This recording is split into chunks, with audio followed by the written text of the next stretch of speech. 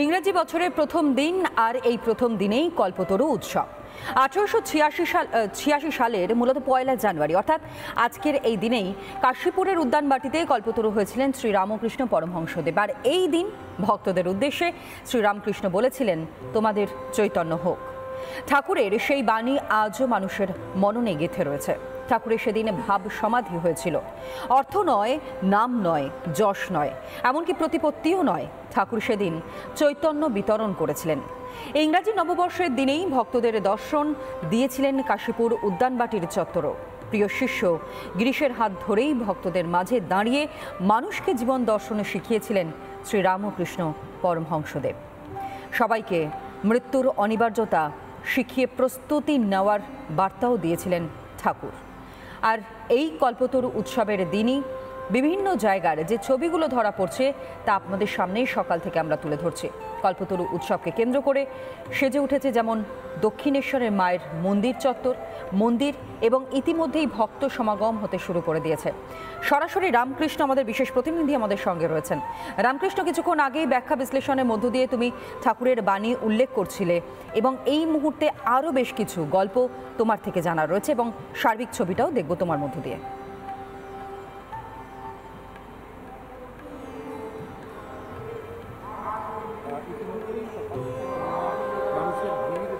প্রণাম জানাতেই দক্ষিণেশ্বর মন্দিরে এখানে 30টা বছর ঠাকুর শ্রীরামকৃষ্ণ মায়ের কাছে ছিলেন, অর্থাৎ মা ভবতারিণীর কাছে ছিলেন। সেখানে মা সারদা দেবী তাকেও তিনি নিয়ে এসেছেন। সেখানে এসে এখানে এই মাকে তিনি মা রূপে পুজো করেছেন এবং এতে অনেকে অনেক কথা বললেও এ কথা প্রমাণ হয় যে ঠাকুর শ্রীরামকৃষ্ণ সে যুগেও কতটা নারী স্বাধীনতা আর নারী শক্তিকে প্রাধান্য দিয়েছেন। অর্থাৎ সমাজকে উন্নয়নের জন্যে, উন্নতির জন্যে নারী জাতিকে কতটা সম্মান জানাতে হয় সেটা তিনি শিখিয়েছেন, জানিয়েছেন। এর পাশাপাশি যেটা বলতে হয় যে মা ভবতারিণীকে ঠাকুর যেভাবে কল্পনা করছেন, দেখছেন, সেই কল্পনা দেখা এগুলোর ভেতরে কোথায় যেন একটা শিল্পী মনন কাজ করেছে। এর পরবর্তীকালে একটু আমরা ফিরে যাই, যেখানে দেখা গেছে যে ঠাকুর যেদিনকে এই দিনে অর্থাৎ কল্পতরু দিন হিসাবে যেদিন আমরা জানি, সেদিন ঠাকুর অক্ষয় মাস্টার আর যখন গিরিশ ঘোষের বুকে হাত দিচ্ছেন, তখন অক্ষয় মাস্টার বলছেন, লিখছেন কোথাও কোথাও যে তার বুক যেন বিদীর্ণ হয়ে যাচ্ছে, কোথায় যেন একটা ছটফটানি ভাব হচ্ছে, হৃদয়ে কোথায় যেন একটা একটা একটা একটা টান লাগছে, কি যেন একটা ঘটে গেল। ঠিক একই ভাব হয়েছিল ঠাকুর শ্রীরামকৃষ্ণ যখন স্বামীজিকে বললেন নরেন মা মেনেছে। ঠিক এই হৃদয়ের যে টান, হৃদয়ে কোথায় যেন ধুম লাগে। আর ঠিক সেখানেই এই হৃদয়ের ধুম লাগার যে সাধনার যে এই অংশটুকু, সেটা সৃজন আছেন। সৃজন আমার থেকে অসম্ভব ভালো বলতে পারবেন। সৃজন, এই যে বড় ধুম লেগেছে হৃদকমলে, এই জায়গাটা, এই যে ধুম লাগা, এটা তো ঠাকুর, সেটা বোধহয় ঠাকুর বুঝতেন আর বোঝাতেন। বটেই। তো আমি গানেই বলি, ধুম লাগলে কি হয়, সাধকের সে কি অবস্থা হয়। বড় ধুম লেগেছে হৃদি কমলে, বড় ধুম লেগেছে হৃদি কমলে, মজা দেখিছে আমার মন পাগলে, মজা দেখিছে আমার মন পাগলে, বড় ধুম লেগেছে হৃদি কমলে। হতেছে পাগলের মেলা, খেপাতে খেপিতে মিলে, আনন্দেতে সদানন্দে আনন্দময়ী পড়েছে ঢোলে, বড় ধুম লেগেছে হৃদি কমলে, বড় ধুম লেগেছে হৃদি কমলে।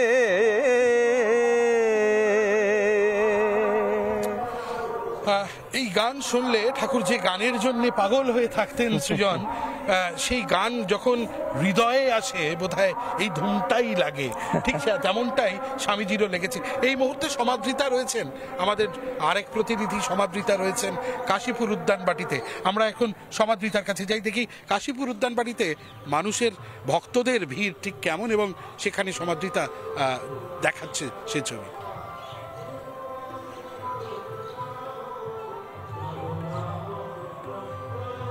আজকের দিনের কাশীপুর উদ্যানবাটির মানে একটা অন্য রকম ছবি। কাশীপুর উদ্যানবাটিতে আজ মানুষ গুণে শেষ করা যায় না। ঠাকুর আজ কল্পতরু হয়েছিলেন, তাই তো ঠাকুরের কাছে চেয়ে নেওয়ার দিন যে তাদের যা মনের কামনা, যা মনের বাসনা। সবাই ভাবেন এই কল্পতরু হওয়া বোধহয় সব ইচ্ছে পূরণের দিন। সত্যি কি তাই? আমরা বোঝার চেষ্টা করব।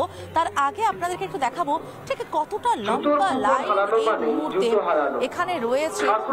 এটা কিন্তু এইখানে নয়, রীতিমতো রাস্তা পর্যন্ত লম্বা লাইন রয়েছে, প্রচুর মানুষের ঢল এই মুহূর্তে। আমার সঙ্গে রামকৃষ্ণ বিবেকানন্দ গবেষক পূর্বা সেনগুপ্ত রয়েছে, আপনাকে অনুরোধ করবো এদিকে আসার জন্য।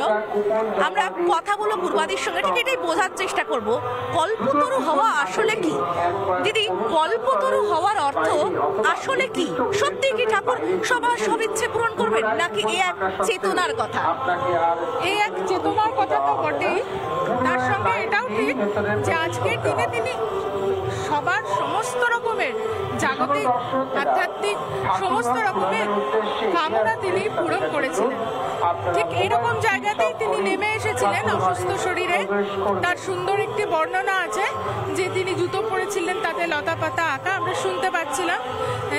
রামকৃষ্ণ পুঁথিতে বলা হচ্ছে তিনি নেমে এসেছিলেন, এসে তিনি গিরিশ ঘোষকে বলেছিলেন, কারণ গিরিশ ঘোষ বলতেন যে যেমন তিনি অবতার, যেমন রাম যেমন কৃষ্ণ ঠিক তেমনি তিনি শ্রীরামকৃষ্ণ। তো তিনি বলছেন যে তুমি যে এরকম বলে বেড়াও সবাইকে, তো তুমি কি বুঝেছো নিজে? তুমি যে অবতার বলো, তুমি অবতার সম্বন্ধে আমাকে কি বুঝেছো? এটা তার প্রশ্ন ছিল। তখন গিরিশ ঘোষ নতজানু হয়ে বসে বলেছিলেন, ব্যাস বাল্মীকি যার ইয়ত্তা করতে পারিনি, আমি নট গিরিশ, আমি কি করে তার মাহাত্ম্য আমি বর্ণনা করব। অর্থাৎ ব্যাস এবং বাল্মীকি একজন মহাভারতকার, একজন রামায়ণের রচয়িতা। তো এই তারা তো রাম আর কৃষ্ণের যে বর্ণনা যেটা বলে শেষ করতে পারেননি। তো আমি নট গিরিশ, আমি তোমার শ্রীরামকৃষ্ণের যে মাহাত্ম্য আমি কি করে সেটা বর্ণনা করব। তিনি যে পুরাণের দিক দিয়ে তাকে অবতার বললেন এবং অবতার করে তিনি নতজানু হলেন, এটা একটা আশ্চর্য ঘটনা ঘটলো। বলছেন কৃপা বাতাসে লাগলো দোলা, তিনি তখন বললেন তোমাদের কি আর বলি, সকলের চৈতন্য হোক। এই জায়গায় আমার প্রশ্ন, এই যে তোমাদের চৈতন্য হোক, এ কোন চৈতন্যের কথা তিনি বলেছিলেন? এটা আমাদের ঠাকুর বলছেন, শ্রীরামকৃষ্ণ বলছেন দক্ষিণেশ্বরে মানুষের কি বৈশিষ্ট্য, প্রত্যেকটা দ্রব্যের প্রত্যেকটা বিষয়ের একটা বৈশিষ্ট্য আছে, যেমন বরফ ঠান্ডা ইত্যাদি। তো মানুষ মানে কি? মানুষ মানে হচ্ছে মান, হুশ, মান সম্বন্ধে যার হুশ আছে। আমি মানুষ, আমি অন্য কিছু করতে পারি না, এই যে ধারণা, এই যে সচেতনতা, আমরা কখনো অন্যের জিনিস নিতে পারি না, অন্যকে দুঃখ দিতে পারি না। আমাদের মানে কর্ম হলো কি? কর্ম হলো আমরা সৎ হব, দয়ালু হব, মানুষকে আরেকটা মানুষকে দেবজ্ঞানে পুজো করব। এই যে সচেতনতাটি, এই সচেতনতাটি তিনি জাগাতে চেয়েছিলেন যে তোমাদের চৈতন্য হোক, যে তোমরা মানুষ। তিনি কিন্তু কখনো বলেননি যে তোমরা দেবতা হও কিংবা তোমরা ভগবান হয়ে যাও, এটা কিন্তু তিনি কখনো বলেনি। তিনি বলেছেন তোমরা মানুষ হও। আমরা বিবেকানন্দের কথাতেও পাই যে তোমরা মানুষ হও, এই চৈতন্যের কথাই তিনি বলেছিলেন। অদ্ভুত আগ্রহ তৈরি হয় যে এই যে চৈতন্যের কথা তিনি বলেছিলেন, এবং বলা হয় যে তিনি সব গৃহী সন্ন্যাসীরা সেদিন ছিলেন, তারা যারা ছিলেন গৃহী ভক্তরা আর কি, সন্ন্যাসী কেউ নন, গৃহী ভক্তদের কাছে তিনি কল্পতরু হয়েছিলেন। পাপ তাপ হরণের কথা বলা হয়, এবং বলা হয় মা শারদা বলেছিলেন ঠাকুর এবারে রসগোল্লা খেতে আসেননি, তিনি পাপ হরণ করতে এসেছিলেন। সত্যি কি এই পাপ ত্যাগের কথাই বলা হয়েছিল? আসলে পাপ আর পুণ্যের কনসেপ্টটা আমাদের হিন্দু ধর্মে একটু অন্যরকম। শ্রীরামকৃষ্ণ সেরকম বলেছেন, পাপটা কি? পরকে পীড়ন করাই পাপ, এটা বলা হচ্ছে। পাপ মানে পাপ বলতে আমরা যেটা বুঝি সাধারণ অর্থে, সেইকে পাপ বলে ধরা হয়নি বা ধরা হয়নি। কারণ কেন? আমাদের অদ্বৈত বেদান্তের যে মূল তত্ত্ব রয়েছে যে আমাদের প্রত্যেকের মধ্যেই তিনি আছেন অনুসূত হয়ে, প্রত্যেক each soul is potentially divine. Swamiji বলছেন, শ্রীরামকৃষ্ণ সেটাই বলে গেছেন যে প্রত্যেকের মধ্যে সেই ডিভিনিটি রয়েছে এবং সেটা সুপ্ত রয়েছে, তুমি জানো। যেমন একটা বোলের মধ্যে আমাদের সুস্বাদু রান্না রয়েছে, এটার উপর চাপা পড়ে আছে কিছু, আমরা জানি না তার ভেতরে কি রয়েছে, ঠিক আমাদের মধ্যেও কিন্তু তাই আছে। এবং সেই কথাটাই বলেছিলেন, তোমাদের চৈতন্য হোক মানে তোমরা সেই বোলের ঢাকনাটা খোলো, খুলে দেখো যে তোমাদের ভেতরে কি আছে। তো আমরা তো মনে করতে পারি না যে না আমি সেই দেবতা আমার আমার ভেতরে আছে, এবং আমার ভেতরে যিনি আছেন তিনি অন্যের ভেতরেও আছেন। এটাই কিন্তু মূল কথা এই শ্রীরামকৃষ্ণ যা বলে গিয়েছিলেন। অনেক ধন্যবাদ পূর্বাদি। আমরা আরো কথা বলবো নিশ্চিতভাবে, পূর্বাদি আমাদের সঙ্গে রয়েছেন আজকে দিনভর, এবং এরকমই নানান গল্প আমরা শুনবো নিশ্চিতভাবেই। অনেক কিছু অজানা এই কল্পতরু দিনটাকে নিয়ে, সেই দিনের নানান গল্প পূর্বাদি নিশ্চিতভাবে বলবেন। নানা ধরনের কন্টেন্ট দেখার জন্য লাইক করুন, শেয়ার করুন আমাদের ফেসবুক পেজ, সাবস্ক্রাইব করুন আমাদের ইউটিউব চ্যানেল। পাশাপাশি অন্যান্য ব্রেকিং নিউজের জন্য অবশ্যই চোখ রাখুন রিপাবলিক বাংলায়।